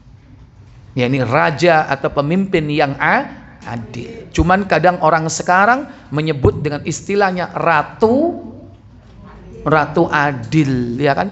Padahal yang adil itu bukan ratu, tapi siapa? Raja. Karena nggak mungkin pemimpin itu wanita, tapi seorang lelaki. Ya, baik. Mungkin ini yang bisa kita bahas pada pertemuan kali ini. Seperti biasa, sebelum saya tutup, mungkin ada yang ditanyakan, silakan saya berikan waktu. Monggo. Ya. Waalaikumsalam warahmatullahi wabarakatuh.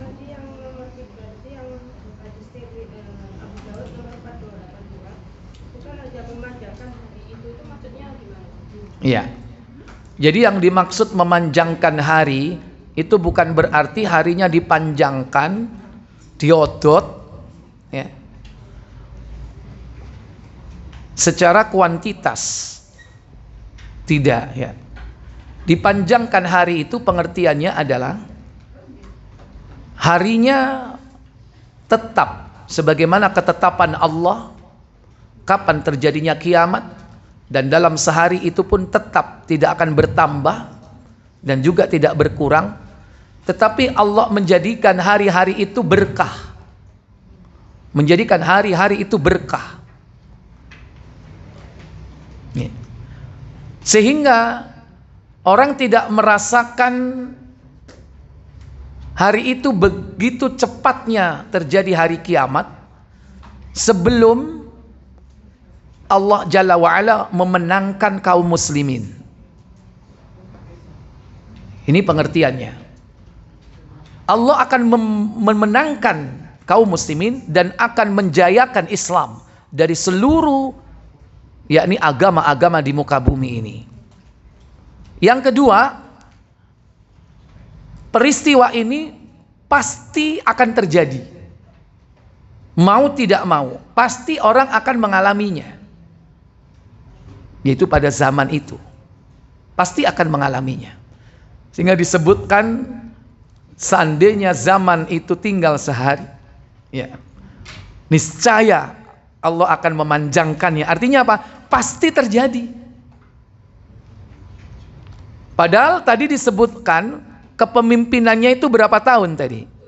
7 tahun, ya kan? Gak mungkin kan sehari berbanding 7 tahun kan? Itu artinya apa? Pasti terjadi.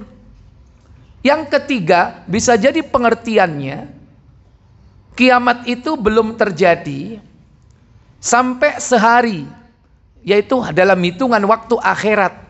Berapa satu hari adalah 1000 tahun. Jadi kita jangan melihat sehari seperti hari kita ini, tapi sehari konversi kehidupan akhirat, yaitu 1000 tahun. Artinya dalam 1000 tahun ini Allah nanti akan mengutus yakni pemimpin akhir zaman dari keturunan Rasulullah. Entah kapan, wallahu a'lam.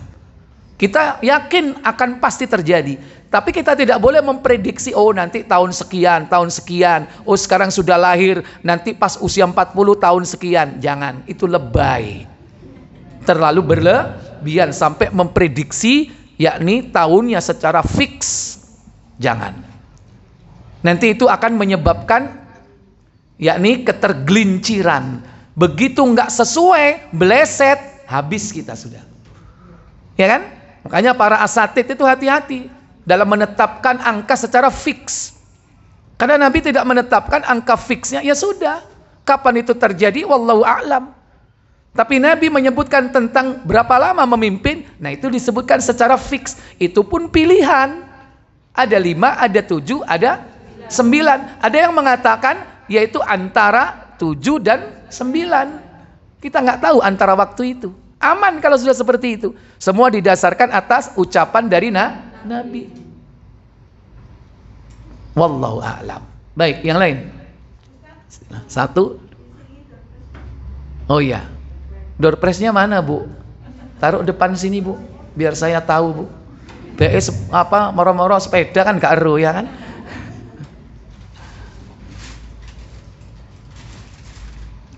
Silakan, Bu. Waalaikumsalam warahmatullahi wabarakatuh. Sini, Bu, dijajar di sini, Bu. Iya. Ya, ada istilah Habib ya. Apakah mereka itu keturunan Rasulullah? Wallahu a'lam. Ya. Tentu kalau dia mengaku keturunan Rasulullah harus dibuktikan dengan adanya nasab. yang bersambung sampai kepada Rasulullah. Dan kalau itu diakui oleh seluruh dunia, para ulama-ulama ahli nasab mengakui, ya kemungkinan beliau adalah keturunan Rasul. Cuman kan kita tidak tahu secara pasti, ya kan? Tidak tahu secara pasti. Satu. Yang kedua, kalau seandainya kita tahu secara pasti dan kita meneliti tentang hal itu dan memang keturunan Rasulullah, tapi kita merujuknya bukan dari keturunan nasabnya, tapi bagaimana mereka itu mengikuti ajaran beliau. Seandainya mereka adalah betul-betul keturunan Rasulullah, tapi kalau sepak terjangnya bertentangan dengan Rasulullah, apakah kita ikuti? Jadi rujukan kita itu bukan karena keturunannya, tapi karena mereka adalah orang yang mengikuti ajaran Nabi. Akidahnya bersih dari syirik dan kufur, dari takhayul dan khurafat, ya kan? Kemudian bagaimana syariat yang ditegakkan olehnya, bagaimana dia memperjuangkan agama Allah sepak terjangnya dalam hidup ini, bagaimana akhlaknya, ya kan? Tapi kalau sudah bertentangan dengan akhlak Nabi, misalnya maaf ya, ada yang mengaku sebagai keturunan Nabi, tapi dia playboy, misalnya, ya kan? Hobi misalnya main perempuan, apakah itu diikuti? Enggak. Jadi ukurannya bukan dari keturunan nasabnya itu, seandainya itu benar, apalagi belum jelas. Maka yang kita ikuti adalah kebenarannya, bukan dari nasabnya. Kalau ada nasabnya keturunan Nabi dan semua sepakat akidahnya, manhajnya, akhlaknya, perjuangannya seperti Nabi, itu yang kita harapkan. Tapi kalau kita melihat pemimpin akhir zaman, Al-Mahdi itu nanti, iya kan? Dia diislah dalam semalam. Sebelumnya orang nggak tahu kalau dia itu Al-Mahdi. Nggak ada yang tahu. Itu artinya apa? Mereka gak gampang mengaku di muka umum bahwa dia adalah keturunan Rasul, keturunan Nabi. Gak gampang. Kenapa? Konsekuensinya berat. Dan ancamannya itu pembunuhan. Keluarga Nabi itu dihabisin. Itu pada zaman sahabat. Dibantai, ya kan? Makanya setelah itu mereka berhati-hati. Tidak gampang-gampang mengaku sebagai keturunan Nabi terang-terangan. Tapi bukan berarti kita memungkiri bahwa di muka bumi hari ini nggak ada keturunan Nabi. Banyak. Tapi kita tidak tahu satu persatu. Hanya mereka saja yang tahu tentang siapa mereka. Karena mereka menyimpan nasab-nasab mereka dan hafal. Ya. Nah ini. Cuman kita di zaman sekarang, zaman fitnah, jangan mudah terkecoh. Itu intinya. Ngaku keturunan Nabi, apapun istilahnya. Tapi kelakuannya bejat, sampai ngikuti nggak? Enggak. Ya, baik. Ada lagi? Silakan Bu. Nggih. Sering kita mendengar bahwa seseorang itu mempunyai karomah. Karomah itu apa ada di dalam hukum syariat Ustaz? Ada. Karomah itu bagi para waliullah, para kekasih Allah, waliullah.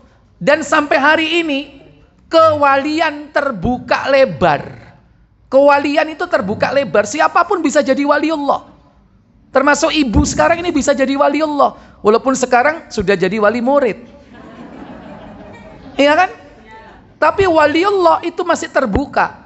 Bagaimana ciri-ciri dan syarat-syaratnya? Buka surat Yunus 10. Ciri dari waliullah dan syarat-syarat untuk menjadi waliullah. Surat Yunus, surat ke-10, ayat 62.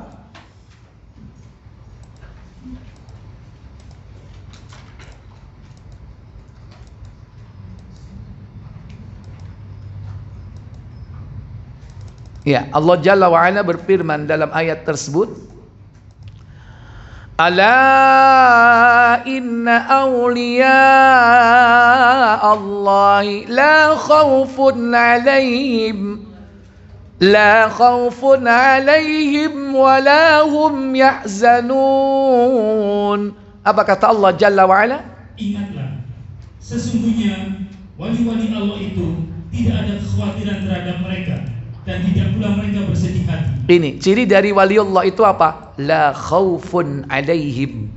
Tidak punya rasa takut dalam hidup ini. Wala hum yahzanun, dan tidak merasa sedih.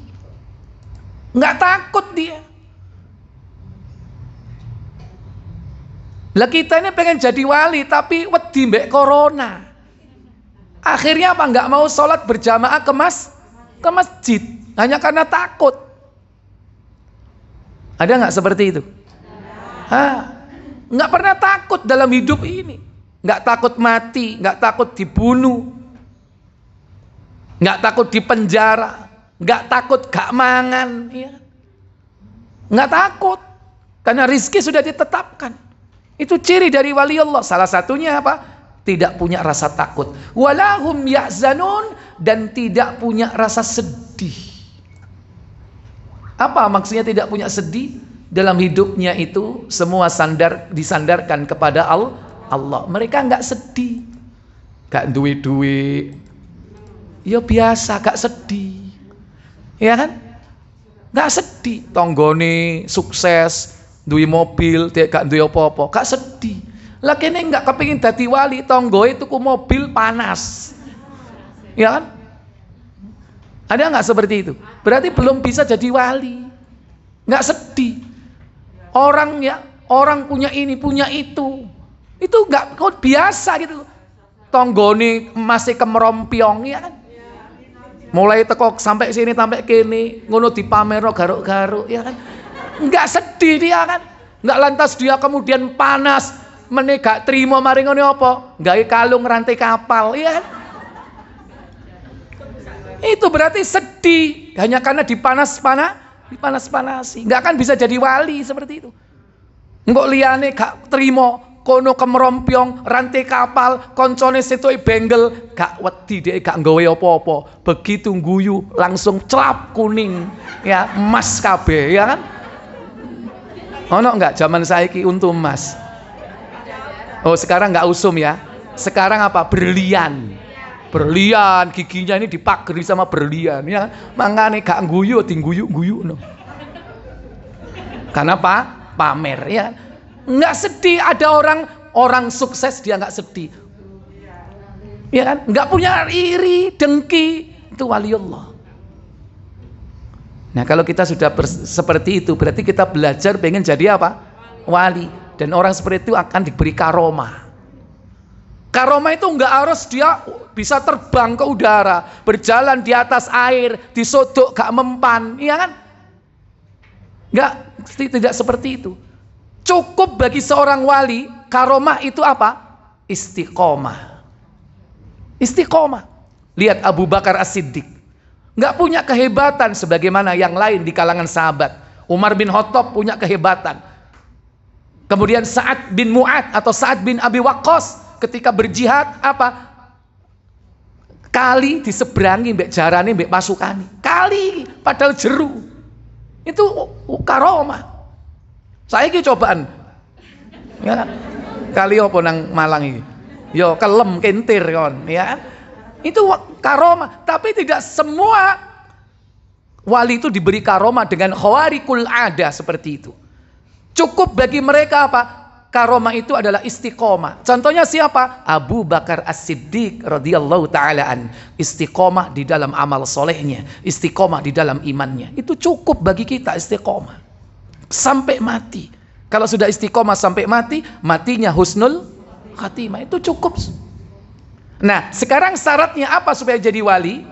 Nah, pada ayat berikutnya, yaitu ayat yang ke 63. Allah Jalla wa Ala berfirman dalam ayat tersebut, alladzina amanu wa kanu yattaqun.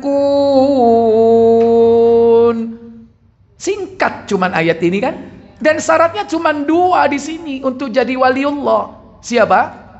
Yaitu orang-orang yang beriman dan mereka selalu bertakwa. Yaitu orang-orang yang beriman, yang imannya benar, imannya lurus, tidak menyimpang akidahnya, imannya benar, wa kanu yattaqun, dan selalu bertakwa. Apa bertakwa? Selalu mengerjakan perintah, meninggalkan larangan. Bukan hanya yang wajib, dia hidupkan yang sunnah. Bukan hanya meninggalkan yang haram, dia jauhi yang makruh. Maka dia akan dicintai oleh Allah. Dan selalu disifati apa? Wa kanu, dan selalu, apa selalu di situ? Istiqomah. Nah, dari ayat ini siapapun di antara kita berpeluang menjadi waliullah. Tapi biasanya waliullah itu akan diketahui setelah dia mati. Kan muncul, akan kelihatan karomahnya yang Allah berikan kepadanya. Minimal dia istiqomah, matinya husnul khotimah. Kalau masih hidup gini nggak bisa. Kadang-kadang mau ngaku-ngaku sebagai wali. Bahkan wali itu ada dua, ya, waliullah, tapi ada juga wali syaiton. Ngaku wali tapi nggak sholat. Nah ditakoi kan sholat nang Mekah, ya. Mbah sampean ket mau kok mboten sholat. Lho kan gurung sholat, aku wis sholat. Sholatku gak nang kene le. Sholatku langsung nang Masjidil Haram. Mabur melok sapa? Ya. Nah, harus hati-hati seperti ini ya. Lagi ngaku wali bisa apa? Bisa jadi berapa tuh? 7. Iya, aku ketok wong iku nang Surabaya, di saat yang sama di Malang, di saat yang sama ono nang Banyuwangi. Ya kan? Di saat yang sama loh muncul nang Mandalika. Lah opo nang kono, ya kan? Tibake mbek nggawa. Nah itu bukan wali Allah, itu wali apa? Wali syaitan kan itu. Jangan terkecoh. Ya, siapapun di antara kita berpeluang menjadi wali. Ya, selalu beriman dan bertakwa. Imannya benar, jauh dari kotoran-kotoran akidah, dan takwa, selalu dia taat kepada Allah, meninggalkan larangan-larangan Allah. Baik, saya pikir cukup sampai di sini. Sebelum saya tutup, ini ada door prize berapa ini, Bu? Iya, baik. Sebutkan ciri-ciri dari Al-Mahdi 2. Silakan. Ya wes kak popo urunan ya kan. Barakallahu fik. Soalnya ngacung dhisik deh. Ya, sing ngacung dhisik oleh dhisik. Barakallahu fiki. Baik, selanjutnya sebutkan ciri dari waliullah. Oh, ngacung langsung rek. Ayo.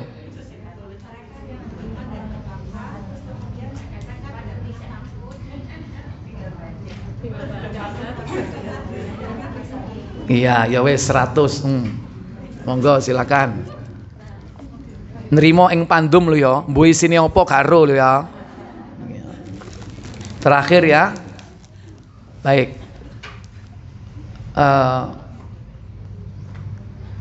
Siapakah nama dan bapaknya Al-Mahdi? Silakan. Nama Al-Mahdi Muhammad dan ayahnya Abdullah. Iya, sudah 100 wis. Yang lain ya, yang belum menjawab bukan berarti nggak bisa, tapi tawadhu. Ya, saya pikir cukup. Subhanakallahumma wa bihamdik, asyhadu an la ilaha illa anta, astaghfiruka wa atubu ilaik. Wassalamualaikum warahmatullahi wabarakatuh.